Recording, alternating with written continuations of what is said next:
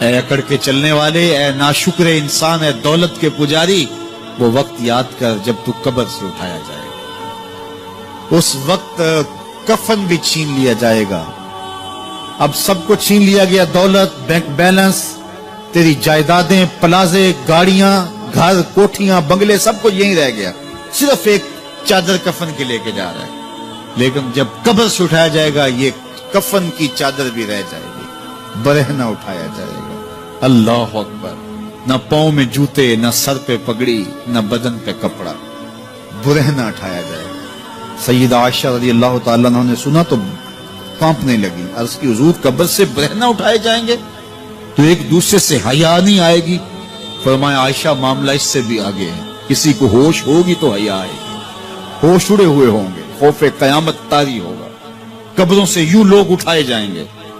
افلا یعلم اذا بوسر ما فی القبور، اب بوسرا کا جو مفہوم ہے، جو ترجمہ اور معنی ہے وہ تو رہے، بوسرا کا جو صوتی آہنگ ہے، جب بولتے ہوئے ایک جھٹکا لگتا ہے تو قبروں سے اٹھتے ہوئے لوگوں کی کیفیت معلوم کرنے کے لیے بوسرا کا صوتی آہنگ ہی کافی ہے۔ افلا یعلم اذا بوسر ما فی القبور وحصل ما فی الصدور، حصلہ کے اوپر جو تشدید ہے، یہ معنی کو کتنی خوبصورتی کے ساتھ ایک مجسم پیکر میں سامنے لا رہی ہے۔ اللہ فرماتا پھر وہ وقت آئے گا جو سینے میں ہوگا وہ تشت ازبام ہو جائے گا۔ آج آپ مجھے نیک سمجھتے ہیں، میں آپ کو اچھا سمجھتا ہوں، لیکن میرے سینے کے اندر کیا چل رہا ہے یہ آپ کو نہیں پتا۔ یہ میں تقریر چہک چہک کے کر رہا ہوں، اس کے پیچھے کیا ہے؟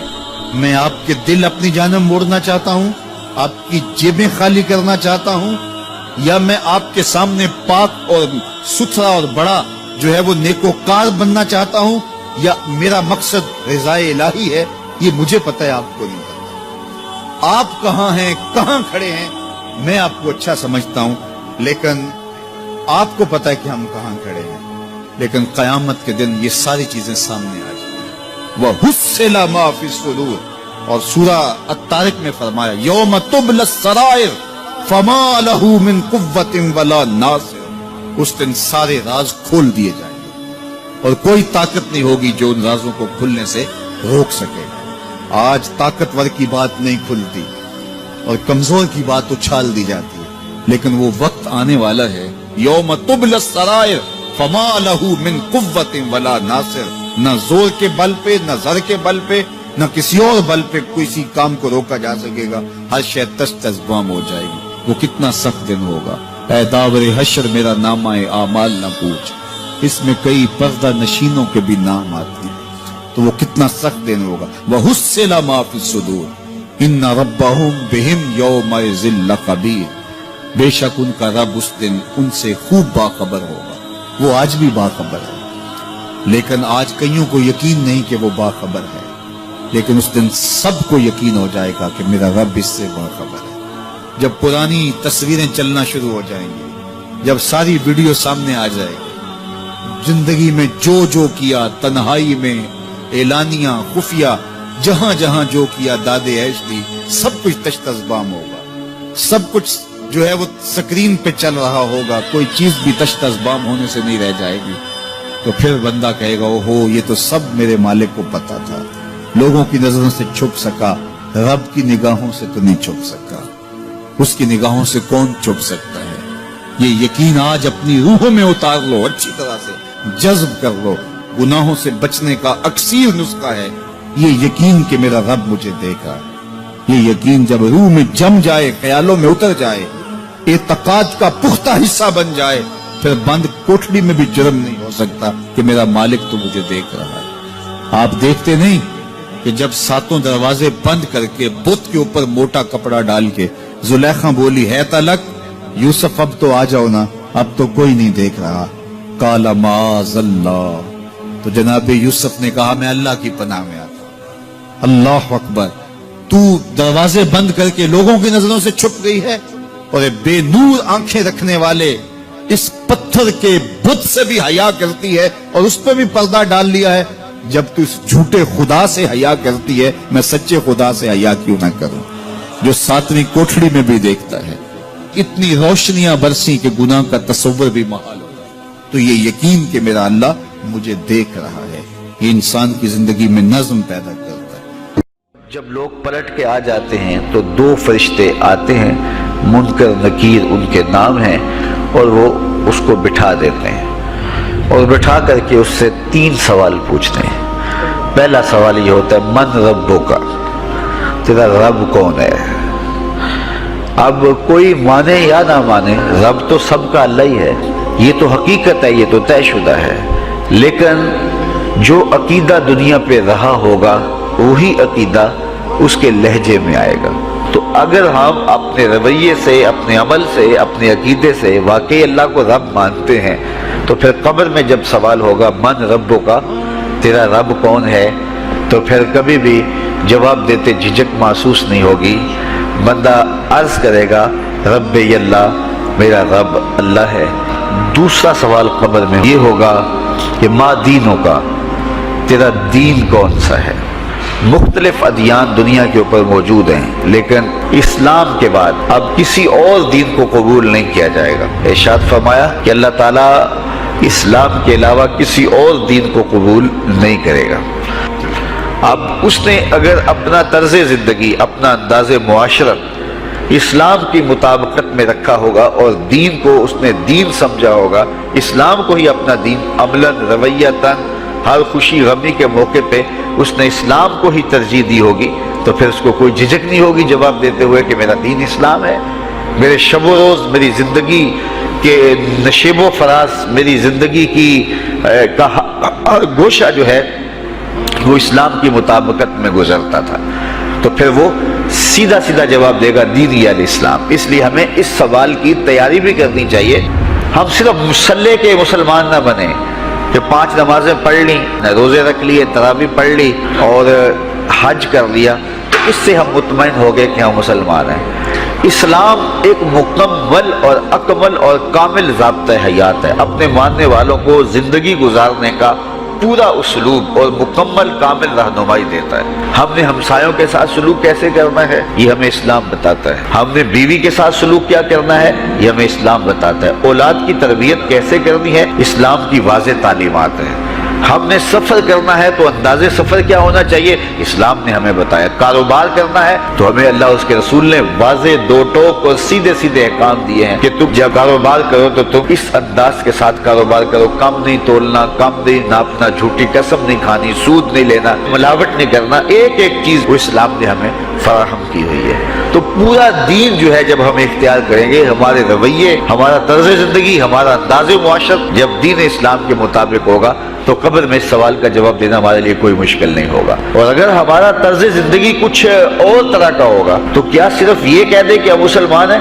یہ تو پھر ایک کافر بھی کہہ سکتا ہے کہ میرا دین اسلام ہے، ایک منافق بھی کہہ سکتا ہے کہ میرا دین اسلام ہے، لیکن ایسا نہیں ہوگا۔ جو ہماری کیفیت قلب ہوگی قبر میں اس کا جواب اس کی مطابقت میں آئے گا۔ یہ کافر جواب نہیں دے سکے گا کہ میرا رب اللہ ہے، کیونکہ وہ عمل سے، رویے سے اب اس کو اپنا رب نہیں مانتا ہے، تو حقیقتاً تو اس کا رب اللہ ہے، لیکن وہ یہ جواب نہیں دے پائے گا۔ اسی طرح جو شخص اپنے طرز زندگی کے اندر اسلام کو داخل نہیں کر چکا ہے اور اسلام کو اس نے اپنا ہادی رہنما نہیں بنایا ہے، تو وہ قبر میں اس سوال کا جواب کیسے دے سکے گا کہ میرا دین اسلام ہے، چونکہ اس کا رویہ، اس کا طرز زندگی اور اس کا انداز معاشرت ایسا نہیں رہا ہوگا۔ اس لیے ہمیں اپنی زندگی کے شب و روز کو اسلامی تعلیمات کے سانچے میں مکمل اور کامل طور پر ڈھالنا ہوگا، تاکہ جب قبر میں سوال ہو تو ہم جواب دے سکیں کہ ہمارا دین اسلام ہے۔ تیسرا سوال فرشتے پھر پوچھیں گے، حضور علیہ الصلوۃ والسلام کے روضہ دور سے اور قبر کے درمیان سے پردے ہٹا دیے جائیں گے اور رسول کریم صلی اللہ علیہ وسلم سامنے ہوں گے، اور فرشتہ حضور کی طرف اشارہ کر کے کہے گا ما کنت تقول فی ھذا الرجل، ان کے بارے میں زندگی میں کیا کہا کرتا تھا۔ تو یہ حضور علیہ الصلوۃ والسلام سامنے ہوں گے اور یہ سوال پوچھا جائے گا۔ اب ابو جہل سے پوچھا جائے گا ما کنت تقول فی ھذا الرجل، تو وہ کہے گا ہے ہاتھ لا ادری، ہائے افسوس میں نہیں جانتا یہ ہیں کون۔ ابو لہب سے پوچھا جائے گا، وہ کہے گا ہے ہاتھ لا ادری، ہائے افسوس میں نہیں جانتا یہ کون ہے۔ اچھا جانتا نہیں تو پتھر کس کو مارتا تھا، جانتا نہیں تو گڑے کس کی راہوں میں کھدواتا تھا، جانتا نہیں تو اوجریاں کس کے اوپر ڈلوایا کرتا تھا، آنکھیں پھاڑ پھاڑ کے تو ساری زندگی دیکھتا رہا، لیکن آج ابو جہل قبر میں اترا، حضور کی صورت نورانی سامنے ہے، اور پوچھا گیا کہ یہ کون ہے، یہ نورانی چہرے والے کون ہیں؟ تو ابو جہل کہتا ہے ہائے افسوس میں نہیں جانتا یہ کون ہے۔ اور 14 صدیاں گزرنے کے بعد ایک مومن لحد میں اترتا ہے اور پردے ہٹا دیے جاتے ہیں اور منکر نکیر سوال کرتے ہیں عامر چیمہ بتا یہ کون ہے؟ وہ کہتا ہے پیچھے ہٹو، پہلے پائے ناز کو بوسہ تو کر لینے دو، میں تو مر کے پہنچا ہوں یہاں اس دل ربا کے واسطے، یہ تو میرے وقت جاگے کہ وہ میری قبر میں آئے۔ شیخ عبدالحق محدث دہلوی علیہ رحمہ لکھتے ہیں کہ جب سے یہ سنا ہے کہ قبر میں حضور آئیں گے، پتہ نہیں موت کہاں مر گئی ہے، جی چاہتا ہے زندہ ہی قبر میں چلے جائیں۔ تو وہ کہے گا پہلے مجھے پائے ناز کو بوسہ تو کر لینے دو، میں تو زندگی کے بھر میں انتظار ان کا کرتا رہا، اور ان کے بارے میں پوچھ رہے ہو یہ کون ہے؟ تو وہ فوراً جواب دیتا ہے یہ تو وہی میرے آقا و مولا ہیں جن کے لیے ساری زندگی تڑپتا رہا اور ان کی زیارت کی آرزوئیں اور تمنائیں کرتا رہا۔ اچھا ابو جہل ساری زندگی دیکھتا رہا تو وہ تو جواب نہیں دے پائے گا، وہ کہتا ہائے افسوس میں نہیں پہچانتا یہ کون ہے، ہاتھ لا ادری مجھے نہیں پتا۔ اور 14 صدیاں گزرنے کے بعد ایک مومن لحد میں اترتا ہے تو وہ فوراً کہتا ہے یہ تو وہی ہیں جن کے لیے زندگی گزار آیا ہوں۔ تو جس نے دیکھا تھا وہ پہچان نہیں سکتا، اور صدیوں بعد جو دنیا کے اوپر آیا وہ فوراً پہچان بھی رہا ہے اور پائے ناز کو بوسے بھی کر رہا ہے، تو پھر اس کا کیا جواب ہوگا؟ تو اس کا جواب علامہ اقبال علیہ رحمہ نے دیا۔ وہ کہتے ہیں قبر میں یہ جو آنکھیں ہیں ان میں تو مٹی پڑی ہوگی، یہ تو بند ہوگی، دل کی آنکھیں کھلی ہوں گی۔ ابو جہل نے ان آنکھوں سے دیکھا تھا، یہ آنکھیں تو اب کھلی نہیں ہیں، تو ان سے وہ کیسے پہچانے گا؟ اور دل کی آنکھوں نے حضور کو دیکھا ہی نہیں تھا۔ اور یہ صدیوں گزرنے کے بعد جو مومن لحد میں اترتا ہے اس کی گو ان آنکھوں نے نہیں دیکھا تھا، لیکن مومن کے دل میں حضور ہی بستے ہیں، اس لیے اس کی آنکھوں نے، دل کی آنکھوں نے حضور کو دیکھا اور پہچان لیا، اس لیے کہ دل کی آنکھوں نے حضور پہلے بھی دیکھے ہوئے تھے اور دل آرزو میں مچلتا رہا، اس لیے دل کو پہچاننے میں دیر نہیں لگی۔ تو وہاں یہ آنکھ نہیں پہچانے گی، یہ آنکھ پہچانے گی۔ تو حضور علیہ السلام کے حوالے سے جب سوال ہوگا، اگر اس سوال کا جواب نہیں آیا تو پھر جہنم کی کھڑکی کھول دی جائے گی، اور اگر اس سوال کا جواب آیا تو پھر جنت کے دروازے کشادہ کر دیے جائیں گے اور جنت کی ٹھنڈی ہوائیں اس کی قبر میں آ جائیں گی۔ بلکہ حدیث میں آتا ہے اسے کہا جائے گا کہ نم کنومت العروس، ایسے سو جا جس طرح دلہن سوتی ہے۔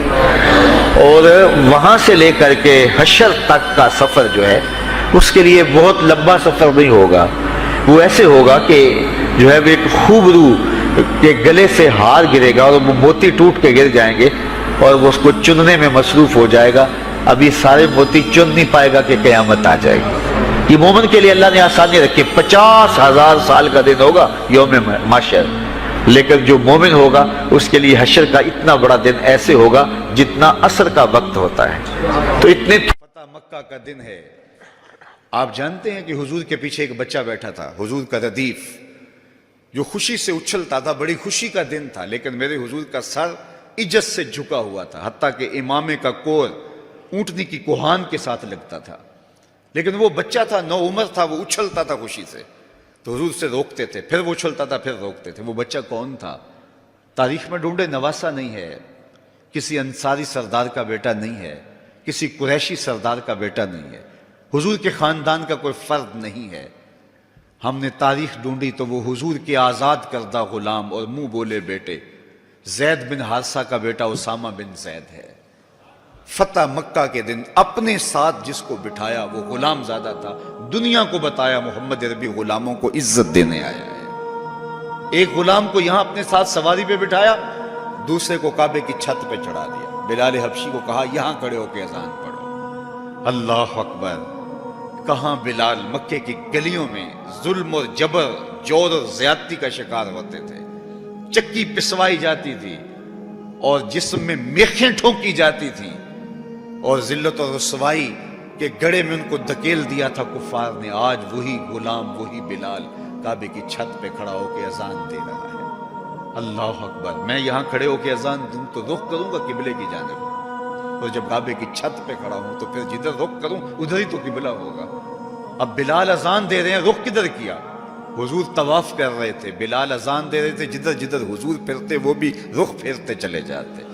اقبال بولے اذان ازل سے تیرے عشق کا ترانہ بنی، اذان ازل سے تیرے عشق کا ترانہ بنی، نماز تو اس کی دید کا ایک بہانہ بنی، ادائے دید سراپا نیاز تھی تیری، کسی کو دیکھتے رہنا نماز تھی تیری۔ کیسا رنگ تھا، کیسا جمال تھا، تو وہ طبقے جن کو کوئی پوچھتا نہیں تھا ان کو عزتوں کی مسند پہ بٹھایا۔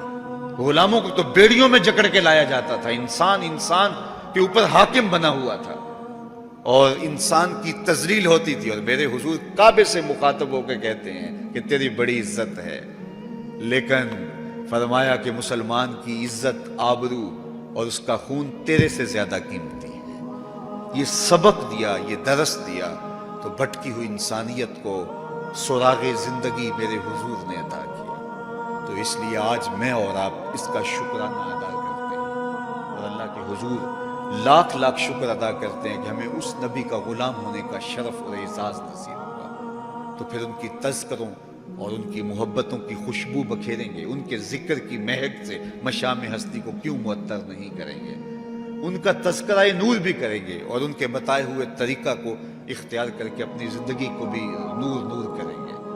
آج ایک طرف ہم اپنے گھروں پہ چراغاں کرتے ہیں، تو میں کہتا ہوں کہیں یہ چراغاں بنیروں تک محدود نہ رہ جائے، کوئی دیا لے کے دل نگر میں بھی آؤ، کہیں دل کی گلیوں میں اندھیرا نہ رہ جائے۔ تم گلیوں میں تو جھنڈیاں لگا دی، کہیں دل کی گلیاں ویران نہ رہ جائیں۔ آؤ کوئی جھاڑو لے کے دل کی صفائی بھی کرو، تمہارا اندر بھی ستھرا ہو، تمہارا باہر بھی ستھرا ہو، پھر میرے مصطفیٰ پہ درود پڑھو۔ یاری لا تو پاک نبی سنگ اے پر پوری یاری، پھر درود قبول ہے تیرا لکھ نالوں ایک واری۔ ان کا طرز زندگی روح میں جذب کر لیجئے، ان کے بتائے ہوئے طریقوں کو اپنی زندگی میں اتار لیجئے۔ تو ہم اگر اپنی پہچان حضور کے نام سے کرواتے ہیں اور ہماری ساری پہچان ہے ہی ان کے نام سے، تو پھر ہمارا عمل بھی اس کی گواہی دے، ہمارا رویہ بھی اس کی گواہی دے، ہمارا طرز زندگی بھی اس کی گواہی دے۔ آج بھی اگر اسلام کا دامن پکڑو، وَأَنْتُمُ الْأَعْلَوْنَ إِن كُنْتُم مُؤْمِنِينَ، میرے رب نے وعدہ دیا ہے، کافر لگتے کیا ہیں، تم مومن بن کے دکھاؤ، عزتوں کا تاج تمہارے سر پہ رکھو، لیکن تم تن آسان ہو، تم خواہشات کے بندے بن گئے ہو، آرزوؤں کے غلام بن گئے ہو، اور نعمتیں وہ مانگتے ہو جو بدر اور احد کے صحابہ کو عطا کی گئی۔ کہاں کیسے تمہیں وہ نعمتیں ملیں گی؟ پہلے اپنے آپ کو ثابت تو کرو کہ ہم ان کے اہل ہیں، اور جب اپنی اہلیت ثابت کرو گے تو رحمت کی برکھا برسے گی اور اتنا کرم ہوگا کہ تمہارے دامن تنگ نظر آئیں گے اور تم برستے پھولوں کو سمیٹ نہیں پاؤ گے۔ لیکن افسوس کہ تم طلب وہ کرتے ہو، وہ ایک بڑا معروف جملہ ہے کہ لوگ جو ہے وہ زندگی یزید کی جینا چاہتے ہیں اور موت حسین کی مانگتے ہیں۔ صاحب ایسا نہیں ہوتا، اگر حسین ابن علی جیسی زندگی گزاریں گے تو پھر ان کے مراتب رفیع کا حصہ نصیب ہوگا، لیکن اگر ہم اپنی خواہشات کی زندگی گزاریں گے اور کہیں گے کہ ہم چونکہ مسلمان ہوتے ہیں لہذا ساری نعمتیں ہمیں دی جائیں، ہم جھوٹے ہیں، ہم مکار ہیں، ہم 2 نمبر مال بیچتے ہیں، ہم جو چاہیں کریں، ہم وعدہ خلافی کریں، لیکن ساری عزتیں ہماری جھولی میں ہونی چاہیے، مسلمان جو ہوتے ہیں، لیکن ایسا نہیں ہوتا۔ اس کا وعدہ ہے تم مسلمان عملاً بن کے دکھاؤ، عزتوں کا تاج تمہارے قدموں تلے ہوگا۔